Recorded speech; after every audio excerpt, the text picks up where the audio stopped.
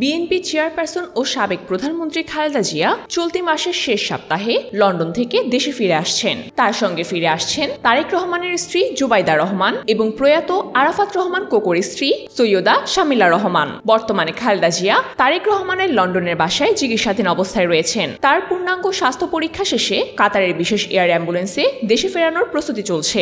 সবকিছু ঠিক থাকলে আগামী 30 এপ্রিলের মধ্যে ঢাকায় পৌঁছাবেন তিনি। ঢাকাস্থ সূত্র জানিয়েছে, এয়ার অ্যাম্বুলেন্সের ব্যবস্থা করার জন্য বিএনপির মহাসচিব মির্জা ফখরুল ইসলাম আলমগীর ইতিমধ্যে অন্তর্বর্তী সরকারের পররাষ্ট্র উপদেষ্টাকে চিঠি দিয়েছেন। সরকারও লন্ডন ও দোহার বাংলাদেশ হাই কমিশনের মাধ্যমে প্রস্তুতি নিচ্ছে। প্রসঙ্গত, 2018 সালে দুর্নীতির মামলায় কারাবন্দী খালেদা জিয়াকে কোভিড মহামারীর সময় মুক্তি দেওয়া হয়েছিল।